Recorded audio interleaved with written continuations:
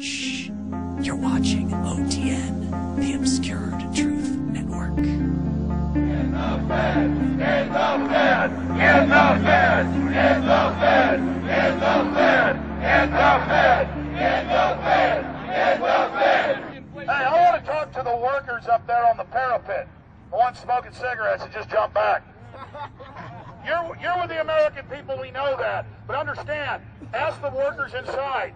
You're not in a federal government building. You're in a private Federal Reserve that uses that name as a fraud. I'm not a federal government. I'm not a federal agency. But if I said my name was Federal Reserve, I could go out and pay off politicians and get them to allow me to get into power so I could issue the currency and credit, and then I could buy up the world.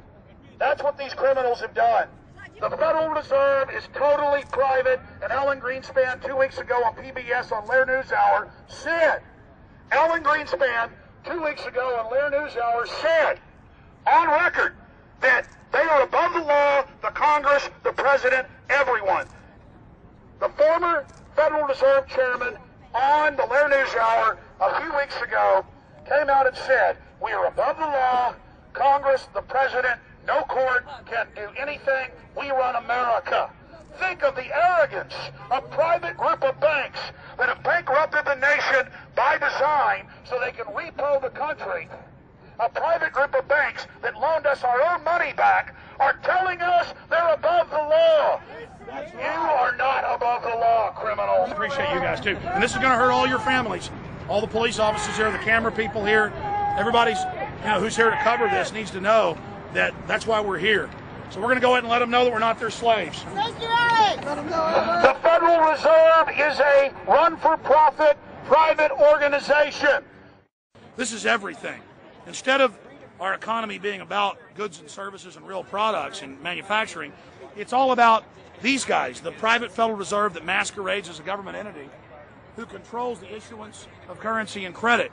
They're the ones that have cut off the liquidity in the market. They told us have a debt-based economy. Then they cut it off once they get us under their thumb and implode the economy so they can consolidate it. And that's what they're doing right now. I mean, it's in their own documents, it's in their own statements. They claim, give us unlimited power, give us trillions of dollars with the Baker bailout bill that's already $5 trillion, not $850 billion as they say.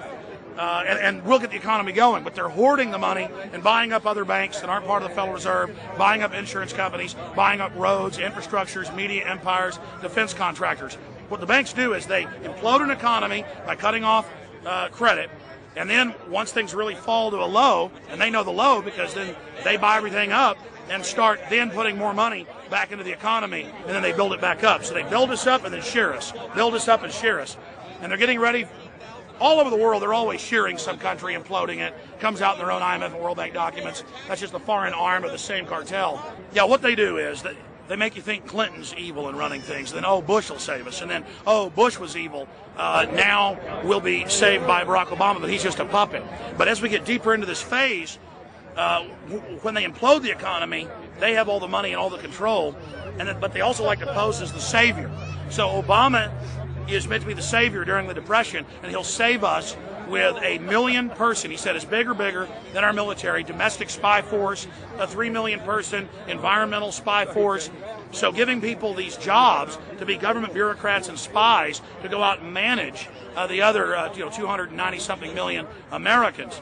And so this is classical fascism. The communists also do it. Any vertically integrated command and control authoritarian system does this. So they're openly following what the same group of banks did in Germany, Russia. It's in the Communist Manifesto to have a private central bank because the private central bankers actually wrote the ideas that they had Marx and Engels put out. People go, well, why would the banks want communism? It doesn't exist. They rape us, they consolidate us, they put us into work brigades, they make us slaves, and they say it's a people's paradise. Look at it. Boy, you're really doing good. And then they transfer all the wealth of the nation offshore. The globalists are outside all the nations. That gives them safety, and they play countries off against each other. And so that's what we're facing and dealing with. And so they're bringing in classical, hardcore tyranny in the U.S., but we have the internet. We've grown our numbers. The alternative media has exploded. That's what they're trying to move in to shut down and regulate and tax the web, but it's too late for them. They're playing in the 19th century, 20th century rules. It's 21st century.